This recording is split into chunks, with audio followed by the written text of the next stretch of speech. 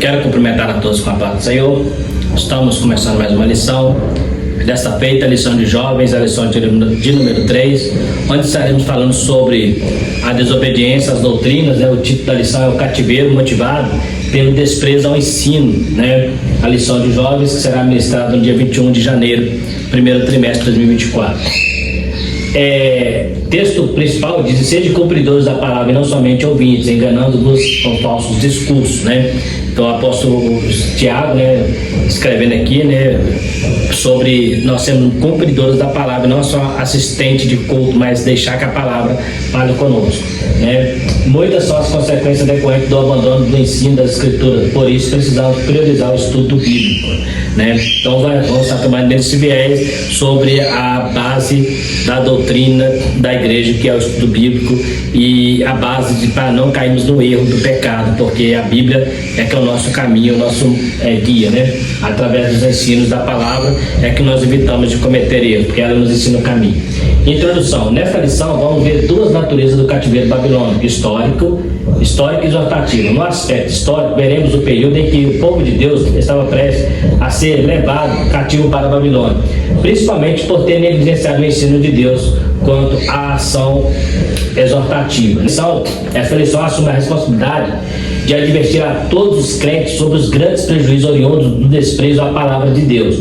Com base nessas duas linhas de abordagem, inicialmente, a lição trata sobre o perigo que cerca o crente no sentido de que se esqueceram da lei do Senhor, seguindo do alerta para que não se deixe de ouvir a palavra de Deus, culminando assim como uma denúncia sobre os falsos ensinos na realidade. Então, vamos estar falando sobre esse alerta, né, que a lição vem trazendo, sobre o perigo que aconteceu lá com os judeus, né, de não dar crédito à palavra, e por causa disso veio sobre eles o cativeiro. E a lição vai nos trazer o alerta, porque não é diferente nos dias de hoje, onde temos visto pessoas que não têm mais dado ouvido à palavra de Deus, como o apóstolo Paulo escreve a Timóteo, né, juntado comichão nos ouvidos para não ouvir as verdades e ter amontoado doutrina segundo as suas próprias concupiscências. Então é isso que nós vamos ver aqui, para termos o cuidado de não entrar por este caminho e sair fora do caminho da verdade e depois pagarmos caro por isso, como os judeus pagaram ali no cativeiro. Então vamos trabalhar um pouquinho por que isso aconteceu, qual era o projeto de Deus em relação àquele cativeiro babilônico em Israel, né? Aqui fala que muitos esqueceram da lei. Esse esqueceram no sentido que eles esqueceram no sentido de não dar valor, né? A lei estava lá, eles sabiam, mas não davam valor, né? Então a gente vai ver essa questão aí. O perigo de ser esquecido da lei do Senhor, o povo de Deus e o cativeiro na Babilônia. Por ocasião do chamado, Jeremias teve duas visões da parte de Deus. A primeira foi a de uma vara de amendoeira, com a clara referência da infalibilidade da palavra de Deus. Jeremias capítulo 11, versículo 12. Enquanto a segunda foi a de uma panela a ferver, inclinada para o norte, indicando a mensagem de juízo que ele traria de transmitir e que viria da região do norte. Então nós temos aqui duas visões que o profeta Jeremias teve antes do cativeiro babilônico. O profeta Jeremias é aquele profeta intermediário ali entre o cativeiro babilônico e a própria Babilônia. Ele foi levado também no cativeiro babilônico, mas ele profetiza ali antes que eles fossem para a Babilônia, né? Inclusive ele tem uma revelação que o povo começou a não aceitar, porque quando ele viu que o cativeiro já estava determinado, ele pediu ao rei que se humilhasse para a Babilônia, e o rei preferiu não ouvir Jeremias. Mas aqui está, ele teve duas visões. A primeira Deus pergunta para ele: o que viste, Jeremias? É uma vara de amendoeira. Pois é, eu velo, essa vara de amendoeira significa que eu velo pela minha palavra para que ela se cumpra. E depois uma panela, né? Uma panela que está virada para o norte, uma panela de água fervente. Está falando de algo quente que está vindo do norte, né? E esse norte é a Babilônia, que Deus já tinha levantado para constituir, para conquistar as nações, e Israel estava no caminho para ser conquistado. Mas por que Deus permitiu que Israel fosse conquistado por Babilônia? Porque Deus tinha um projeto para a Babilônia? Não, na verdade Deus tinha um projeto para Israel. Os babilônicos seriam a vara de Deus para castigar Israel. Então, como Israel não obedeceu a Jeremias, né, na palavra, né, que ele falou sobre, não só ele, mas os profetas que o antecederam. Então Deus veio para trazer juízo através dessa panela, que ele tem essa visão. Essa panela significava o reino do norte que invadiria Jerusalém. Portanto, desde o início, o ministério e a mensagem de Jeremias estiveram relacionados com a convocação divina para o arrependimento do seu povo, com vistas ao escape do juízo. Então, Jeremias tentou alertar, né? Mas uma das coisas que impede as pessoas de ouvir a palavra de Deus é exatamente a zona de conforto, né? Ou a falsa segurança de achar que está tudo bem, né? Isso faz as pessoas deixarem de ouvir a palavra. Por isso que a Bíblia fala dos ricos, né? Que é a ai dos ricos, porque já tem a vossa consolação, e fala que é mais difícil um rico entrar no reino do céu. Não quer dizer que eles não podem, que eles não conseguem, mas a falsa segurança impede as pessoas de ouvir a palavra, de ouvir a verdade, a falsa segurança de achar que está tudo bem, né? E que nada vai acontecer, né? Então é muito importante a gente ter esse cuidado, tá, alerta. Quando o profeta fala, precisamos ouvir, né? Quando a palavra de Deus está falando, precisamos dar crédito à palavra, para que não venhamos cair neste mesmo erro. No livro de 2 Reis, nos capítulos 24 e 25, encontramos detalhes sobre o processo, né? Sobre o processo pelo qual Deus continuou através de Jeremias, que o cativeiro, comunicou através de Jeremias que o cativeiro teria a duração de 70 anos, né? Segundo a palavra de Deus, o cativeiro faria desaparecer dentre eles a voz de folguedo, a voz de alegria, como era de esperar. Essa mensagem fez de Jeremias um perseguido e odiado pelas maioria dos seus irmãos em seus dias, que inclusive projetavam matá-lo. No entanto, o profeta não desfaleceu e cumpriu a sua missão de anunciar a mensagem que Deus colocou no coração dele. Então agora, o terceiro ponto aqui é a saída do cativeiro. Depois que foi abordado até aqui, é o momento de conhecer a saída que Deus providenciou e apontou para que seu povo pudesse evitar o cativeiro ou sair dele. Já que a rejeição à lei de Deus foi a principal causa do cativeiro, o desejo de Deus foi de que seu povo se submetesse à sua vontade, a fim de preservá-lo e abençoá-lo. A submissão a Deus e a sua palavra foi o caminho proposto pelo Senhor para a restauração de seu povo. Então a gente vê aqui que da mesma maneira que eles foram para o cativeiro por desobedecer a palavra, a palavra também vai ser um motivo para eles voltar para a terra pátria, a obediência a essa palavra. Então Deus não tinha intenção de destruí-los, mas de ensiná-los através da disciplina, através de um castigo ali, por um período, para eles entenderem que não dá para viver, a igreja do Senhor não dá para viver sem obedecer a sua palavra. A palavra de Deus é o nosso caminho. Então ele levanta homens como Esdras e Neemias através do rei Ciro para restaurar este povo, e o primeiro passo que eles fazem ali é ler a Bíblia, ler a palavra de Deus para aquele povo. E diz a Bíblia lá em Neemias que o povo chorava ao ouvir a palavra de Deus, lembrar dos seus pecados. Então Deus, da mesma maneira que ele castigou por falta de ouvir, ele também abençoa aqueles que ouvem a sua palavra. A Bíblia diz que aquele que ouve guarda, né, no seu coração. Então você precisa ouvir a palavra do Senhor e guardar, né? Jesus falou: bem-aventurado aqueles que ouvem minhas palavras e as guardam, né, e as praticam. Então lá em Tiago fala que não seja somente ouvintes, mas praticantes da palavra. Por quê? É isso que nos impede de cair no pecado, a prática da palavra de Deus, né? Vamos mais um pouquinho aqui. Não se pode deixar de ouvir as Escrituras. A causa da indiferença das Escrituras. Na atualidade temos visto um esfriamento espiritual que tem causado desinteresse, afastamento e aversão aos ensinos de Deus.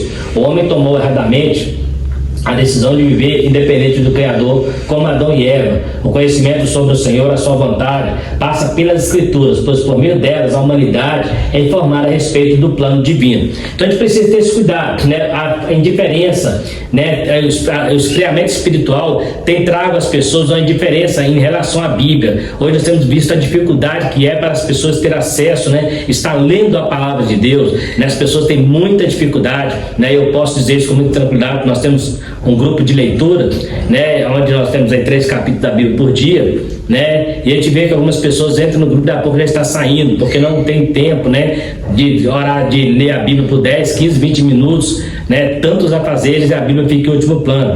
Isso, infelizmente, né, causa um esfriamento. Por quê? Porque se eu não ler a palavra de Deus é a palavra inspirada e revelada ao meu coração. É ela que me mostra o caminho. Se eu não conseguir ter intimidade com esta palavra, como eu vou crescer espiritualmente? O perigo jaz à porta daqueles que não têm prática de leitura da palavra, da oração e do jejum. Então nós temos aqui, né, como Eva, né, ali no Éden, que deixou de ouvir a palavra de Deus para ouvir Satanás, ouvir uma segunda opinião sobre o jardim. Quem criou foi Deus, Deus sabe todas as regras, mas Satanás foi ali e tentando fazer uma nova reinterpretação do que Deus tinha feito, como tem tentado fazer hoje com as doutrinas, né? Reinterpretar, dizer que estão ultrapassadas, obsoletas, né? Que foi muito tempo atrás, que ela precisa ser revista, esquecendo assim, eu sempre digo isso, a palavra de Deus inspirada, foi inspirada pelo Espírito Santo, que é eterno. Então não há nada velho, não há nada antigo ali, né? E eles caíram no pecado exatamente por deixar de ouvir o que Deus falou para ouvir a serpente, né? E hoje não é diferente, as pessoas estão indiferentes à pregação do Evangelho, né? Alguns motivos são os escândalos que eu falei aqui, mas outros são porque as pessoas realmente não querem mesmo ter compromisso, porque ter compromisso com Deus é abrir mão de muitos prazeres pecaminosos que a carne nos oferece, que o mundo tem a nos oferecer. Então às vezes, né, nessa berlinda de escolher entre o mundo e Deus, entre a santidade e o pecado, as pessoas ficam indiferentes à palavra e escolhem o pecado, né? O ser humano é por natureza inclinado aos seus próprios desejos e a ser independente de Deus, sendo tendencioso a negligenciar e desprezar as Escrituras, exatamente por causa da natureza pecaminosa de Adão, que partiu por esse mesmo caminho, né? Portanto, a principal e maior causa da indiferença às Escrituras advém da natureza humana, que além de contrária a Deus, é a sua vontade, e a sua vontade traz a rebeldia. Então, a natureza pecaminosa de Adão, a partir do pecado, o homem se afastou de Deus, né? E Jesus veio para resgatar esse homem. Mas enquanto ele está afastado, a tendência é afastar mais ainda. Por isso, Jesus veio para tentar resgatar, buscar. Então, essa indiferença é exatamente um mecanismo que é usado pelo diabo para mostrar para as pessoas que não é necessário seguir a palavra de Deus, não é necessário obedecer ao Evangelho, né? Consequência da indiferença às Escrituras. Ao pecar, o primeiro casal negligenciou e desobedeceu à ordem de Deus. Os acontecimentos sucedentes mostram a tragédia oriunda do desprezo à palavra de Deus, pois tudo que o ser humano precisa para viver bem está em sua submissão a ela. Então, se você não obedece à palavra, né, a Bíblia diz que a palavra, ela veio, né, para confrontar, não, ela veio para nos exortar, para redarguir, para nos corrigir tudo aquilo que é necessário para que possamos ser preparados para encontrar com o Senhor. Se nós não obedecermos a palavra, jamais veremos o Senhor. Então a palavra, ela não veio simplesmente para ser expostas em lindos sermões, em uma bela retórica de pregação, não, ela veio para ser ensinada e para confrontar. As terríveis consequências da desobediência aos ensinos divinos ocorrem em 3 dimensões, isto é, na relação do homem com Deus, consigo mesmo e com outras pessoas. Então são 3 dimensões. Ou você, as consequências da desobediência, ela vai contaminar a sua relação entre você e Deus, entre você consigo mesmo, né, a sua autoestima, e também com o seu próximo, né? Então ela vai te atacar, ela vai trazer consequências em todas as direções. Entre Deus e o homem, ela afasta Deus, né? Afasta o homem de Deus. Ela também, por causa da desobediência aos princípios cristãos, também afastam pessoas. Você passa a não ter relacionamento, o pecado já aponta, olha, Caim, por não ouvir a Deus, e matou o próprio irmão, né? E consigo mesmo traz a tristeza de alma, né? E futuramente, se não voltar para a palavra, perca da própria salvação, né? Adão e Eva tentaram se esconder de Deus quando pecaram, perceberam que estavam nus, e o homem culpou a mulher por sua atitude. A fonte de toda insatisfação individual e dos conflitos interpessoais é a rejeição da vontade de Deus e de sua palavra, e o pecado só pode ser vencido através do compromisso renovado e resoluto com os ensinos divinos. Então observa aí que quando Adão peca, ele não assume a responsabilidade, ele fala, foi a mulher que tu me deu.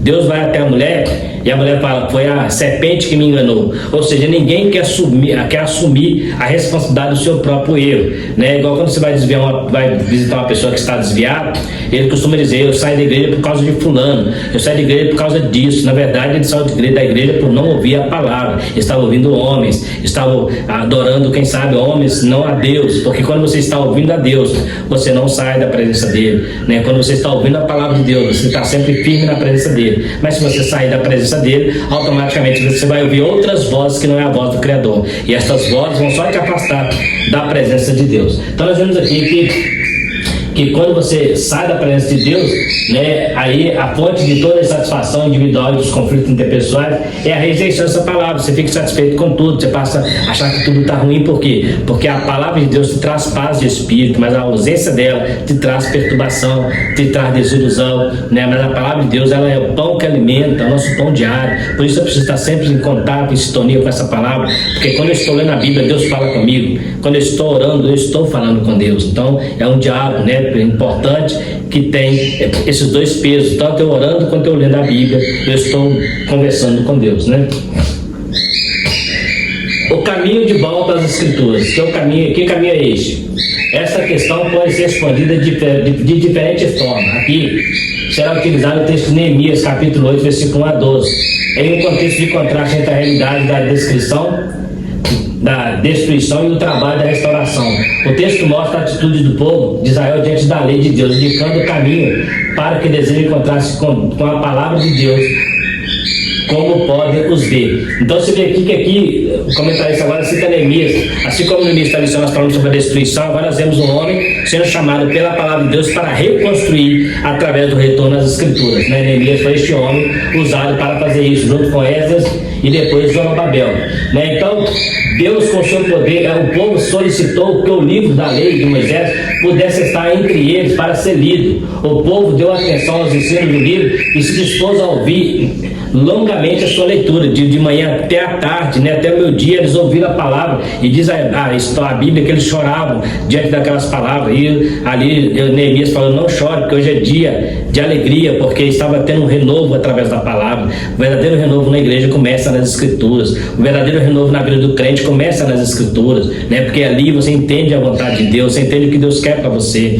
né? É muito nítido que está nas Escrituras. Os judeus entenderam isso e choraram amargamente quando eles viram tanto que eles perderam pela desobediência e estar no cativeiro. Então, o texto usado aqui é o Neemias capítulo 8. O livro da lei de Moisés foi colocado acima do povo que o reverenciou. A mensagem foi centrada em Deus e o povo se quebrantou e adorou.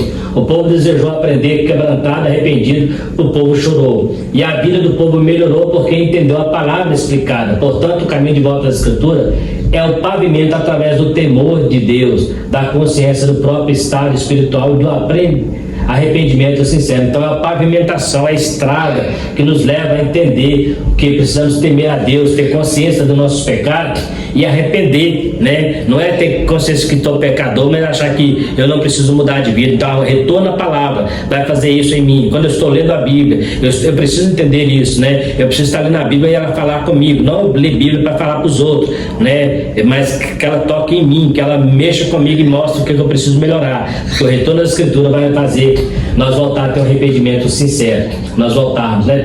Perigo dos falsos ensinos, a triste realidade dos falsos ensinos. O primeiro passo é reconhecer a realidade dos falsos ensinos em todas as épocas da história. Paulo mostra que os falsos ensinos são suscitados e disseminados por espíritos enganadores. Na 1 Timóteo 4, versículo 1 fala, né? A Bíblia mostra que o diabo é enganador, no 8,44. Ele enganou Adão e Eva no jardim do Éden, levando à desobediência, cujas consequências atormentam o homem até hoje. O inimigo continua operando mediante os ensinos enganosos, a fim de trazer confusão e enfraquecimento espiritual para a igreja. Como é que o inimigo vai enfraquecer uma igreja? A partir do momento que ela afasta dessa igreja as Escrituras, a partir do momento que ela afasta da igreja a palavra, porque aí a igreja o pastor começa a inventar coisas, né? Hoje já temos igreja aí com tanta invencionice que você nem sabe se é igreja mais, virou mais uma brincadeira, né? Uma banalização da igreja, por causa de sair fora dos princípios princípios da palavra, tem criado coisas, liturgias antibíblicas, né, que não tem nada a ver com a escritura sagrada. Então Paulo fala tomar cuidado com esses ensinos que amontoariam para si doutrinas segundo as vossas concupiscências, os vossos desejos, né, amontoariam doutrinas segundo os vossos desejos carnais. Então são falsos ensinadores que vão arrastar muita gente para o abismo através desses falsos ensinos. Então tem que tomar cuidado. Lembra que o profeta de Judá, quando ele obedeceu o falso profeta, o profeta velho, ele morreu, né, por causa da desobediência. Deus tinha dado pela uma ordem e ele seguiu só a metade, né? A Bíblia é para seguir na sua íntegra. Se Deus falou completo, tem que ser completo, não é pela metade, não é tentar fazer uma parte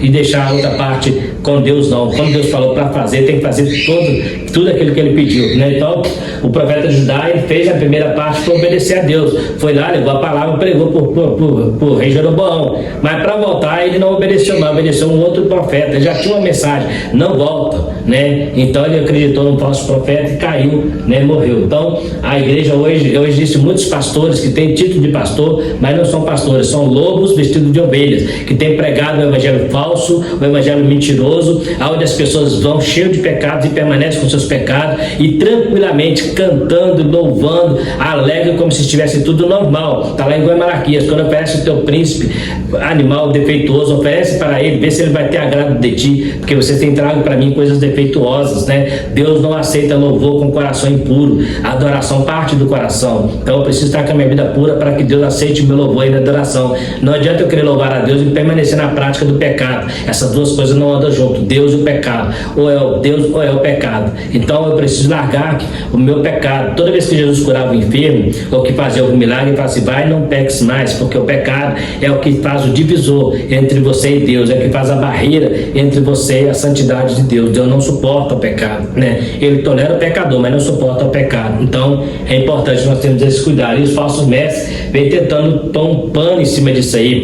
Não é assim que Deus disse, igual falou com Eva, não é assim que Deus disse. Deus disse foi assim, está tentando reinterpretar aquela doutrina que confronta o pecado. Nos dias de Elias, falsos profetas enganavam o povo de Deus, assim como nos dias de Jeremias. O espírito de engano atua abertamente, bem como no período dos apóstolos. Sendo assim, a igreja da atualidade deve reconhecer que o espírito de engano que atua na disseminação dos falsos ensinos ainda opera e que os seus frutos são amargos e prejudiciais, né? Na verdade, nos dias de Elias e a maioria dos profetas tiveram oposições a falsos profetas que tentavam ensinar. Olha lá os profetas de Baal, 850, né, 450 de Baal e 400 de Acera, que estavam ali profetizando a vitória de Baal. Somente Elias falou contra, né? Então tem que tomar muito cuidado, porque às vezes a maioria que está falando a verdade, que está falando bem, não está falando a verdade. Talvez a minoria que você acha que não merece o seu respeito, que não merece a sua credibilidade, talvez seja ali que Deus está falando. Olha o exemplo de Elias, ele estava debatendo com 850 profetas falsos, mas ele era o único que falava a verdade. Na boca dos 850 profetas tinha um espírito de mentira, que o rei Acabe não sabia, mas Elias sabia, porque o verdadeiro profeta conhece. Observe que Eliseu, ele sabia o que acontecia, o que o rei da Síria pensava na sua cama de dormir. Então é interessante, quando Deus tem um compromisso com o homem de Deus, com a sua palavra, as coisas acontecem dentro daquilo que Deus quer. A vontade de Deus prevalece em meio ao pecado. Então observe que Elias, ele profetizou a derrota de Acabe, os 850 profetas profetizou a vitória. Mas o que aconteceu? Aconteceu exatamente como o profeta Elias falou, porque Elias era o verdadeiro profeta. Identificando os falsos ensinos. Isso aqui é uma coisa interessante. Diante da realidade dos falsos ensinos e de seus males, é preciso identificá-los por meio da própria Bíblia. Ou seja, a Bíblia é o maior manual que te mostra as falsas doutrinas, as falsas explicações que existe da Bíblia. Então, ela interpreta a si mesma, é uma regra da hermenêutica. A Bíblia interpreta a si mesma, né? Conforme analisando, a fonte dos falsos ensinos é o espírito de engano. E de acordo com 1 João 4, 1 a 6, é possível identificá-los e resistir. É interessante que nós temos o hábito de dizer que a Bíblia é a mãe das heresias. Não que a Bíblia seja heresia, mas toda heresia principalmente cristã, nasce de uma interpretação errada, nasce de uma interpretação do hermenêutica errada na palavra, né? Então é importante nós termos essa ideia, essa visão, pedir a Deus discernimento, pedir a Deus sabedoria, porque muitas heresias nascem dentro da própria Bíblia por uma interpretação errada de algum texto, de isolamento de algum texto, ou tirar o texto fora do seu contexto, né? E ali a pessoa começa a aplicar uma doutrina que está fora do seu contexto, ali nasce uma heresia, né? A igreja não deve acreditar em tudo, mas deve provar os espíritos e reconhecer a existência do engano, pois somente pelo Espírito é que Cristo pode ser confessado como vindo de Deus, sendo o critério final da verificação. Então fala aqui do espírito de demônio, ele jamais confessa que Jesus veio em carne, né? Ele nega isso, né? Mas que já é uma outra história, que está falando sobre espíritos que confessam. Mas o falso profeta muitas vezes vai confessar também. Aí vai confessar que Cristo veio em carne, ele vai falar um monte de coisa, por quê? Porque ele precisa enganar. E se ele tentar enganar cristão, negando que Cristo é Filho de Deus, ele não vai conseguir. Então ele precisa usar suas artimanhas. Então quando se trata dos espíritos, realmente não. Mas quando se trata do falso profeta, não pasmem vocês. O falso profeta vai pregar o nome de Jesus, vai pregar o sangue de Jesus, vai pregar a ressurreição de Jesus, vai pregar a morte do Calvário, vai pregar tudo isso. Porém, paralelo a isso, você vai trazer as suas doutrinas venenosas, as suas doutrinas para combater e ferir esses princípios cristãos. Então, o falso profeta, você não consegue verificar, como aqui diz assim, a verificação final é confessar o nome de Jesus. Só se for na eternidade, que aqui na terra eles fazem isso, usam o nome de Jesus até para aproximar dos seguidores de Jesus, né? Então, senão, por exemplo, a maioria dos falsos profetas que enganam os cristãos, ele nasce dentro da igreja mesmo, usando outro termo, outra interpretação, porque existem outros profetas por aí que já saíram da igreja, igual os muçulmanos, né, que não são cristãos, já seguem outro tipo de religião, mas dentro do cristianismo existem muitas heresias que são heresias cristãs, mas que não servem o cristianismo. Então, essa que é a mais perigosa, porque ela está vestida de ovelha de Cristo, mas não pertence ao rebanho, né? É também importante ressaltar que aqueles que conhecem a voz do seu Senhor não serão enganados. Em Gálatas, capítulo 1, versículo 6 a 11, Paulo fala sobre o espírito de engano que ele chamou de outro evangelho. Por que Paulo fala isso? Porque na igreja da Galácia surgiu aquele famoso problema dos judaizantes. Eles queriam ensinar o pessoal a servir ao evangelho, mas seguir a lei judaica, principalmente da circuncisão e guardar o sábado. Então Paulo chama isso de outro evangelho. Por quê? Porque isso ficou para trás, ficou na lei. A lei era sombra de coisas futuras, do evangelho novo que viria da nova aliança. Então Paulo fala, se alguém pregar um evangelho diferente desse que eu estou pregando, um outro evangelho seja anátema, né? E lá na igreja da Galácia, ele encontrou pessoas que estavam dentro da igreja ensinando esse tipo de coisa. Paulo mostra que o veneno do engano deve ser rejeitado pela igreja. Essa rejeição se dá o ensino verdadeiro do evangelho como referência e ponto de partida. Então eu preciso combatê-los na Bíblia, né? Eu preciso combater não com meus argumentos, dentro da filosofia, não, dentro da psicologia, não. Eu preciso combater dentro das escrituras, porque é o ponto de partida para combater uma falsa doutrina, uma falsa heresia. Por isso que nós precisamos, como o apóstolo Paulo orienta Timóteo, manejar bem a palavra da verdade, porque esse manejo fala de espada, ela é a espada do Espírito que nos protege contra esses falsos ensinadores, que inclusive vão tentar usar a própria Bíblia para nos enganar, né, como eu acabei de falar. Então, por isso eu preciso entender o que está sendo escrito, entender o que Deus está querendo falar, para que eu possa me proteger contra esse outro evangelho que tem surgido paralelo à Bíblia, paralelo à igreja, usando o nome de igreja, mas como nós já falamos, é sinagoga de Satanás, né? Vencendo os falsos ensinos, impõe-se a necessidade de uma saída pela qual a igreja possa enfrentar e vencer o problema dos falsos ensinos. No texto base desta lição, é possível identificar a orientação de Deus para o seu povo, e pode se dividir em 2 pontos. Ouça a palavra de Deus e depois identifique os falsos profetas. Não dê ouvido aos seus ensinos. Quem contraria as mensagens, quem contraria a mensagem de Deus. Então, ouvir e praticar a palavra é o caminho inicial para você combater as falsas ideias, as falsas doutrinas, os falsos ensinos que tem surgido na igreja. Então, ouça bem a palavra, ouça o que a palavra está dizendo para você, né? Não tenta achar na palavra o que não tem lá, não tenta dar voz onde a palavra cala, não tenta pegar um texto e forçá-lo para adaptar as suas ideias, não, seus desejos, não. Leia e com a mente aberta, com o Espírito Santo te ajudando, ajudando, para você entender o que o texto está te dizendo, para que quando o falso profeta vir, o falso ensinador vir, ele vir, você já sabe o que ele vai fazer e você já tem a defesa contra ele. Você já tem a defesa porque você está consolidado na palavra, você está firmado no fundamento da palavra, e na palavra, do fundamento esse que vai te dar resistência para vencer, pode até balançar, mas você não vai cair, porque a palavra te dá essa resistência, né? Então, ouça como está lá na leitura. Paulo teve de lidar com a astúcia dos falsos mestres, que, aproveitando a sua ausência na igreja de Corinto, para destilar o veneno dos falsos ensinos, questionando a autenticidade do ministério do apóstolo, com base principalmente em suas limitações físicas e na simplicidade de sua mensagem. Então, Paulo teve esse problema na igreja de Corinto, questionando o apostolado dele, né, a autoridade, e tentou ensinar outro evangelho também, igual na igreja de Galácia, colocando aí dificuldade na pregação do evangelho. O enfraquecimento de Paulo aos ataques daqueles falsos mestres passou pela confirmação de que o serviço é o principal objetivo do ministério, e mesmo que em meio às mais terríveis adversidades, o importante é que a igreja desfrute da obra de Deus realizada em Cristo Jesus. Então, observa que Paulo, ele foi questionado sobre o ministério dele, né? Porque uma das coisas que as pessoas precisam fazer para julgar uma heresia é tirar a liderança, é combater a liderança que está estudando a verdade, né? Olha que diabo, que para ele tirar Eva de cabeça, ele teve que falar que Deus estava omitindo algumas coisas para Eva. Ele falou que Deus estava omitindo algumas verdades para Eva, né? Não é bem isso que Deus diz, é porque Deus sabe que se o dia que você tocar, então ele omitiu. Então o que eles fazem? Muitas vezes o falso profeta, ele não vai falar que o seu líder é um mentiroso, ele vai falar que o seu líder não está sendo totalmente sincero, o seu líder não está sendo totalmente verdadeiro, tem uma outra visão que você precisa entender, e é aí que está o perigo. Então você tem que ter aquela firmeza, né? A palavra de Deus não é bem assim que o texto diz, não é bem assim que está escrito, é porque você está entendendo errado, você começa a olhar com outros olhos, né? Foi o que aconteceu, não é bem assim que Deus diz. Essa é a maneira de combater, é você estar atento ao que Deus realmente diz, porque a palavra de Deus revela a sua vontade.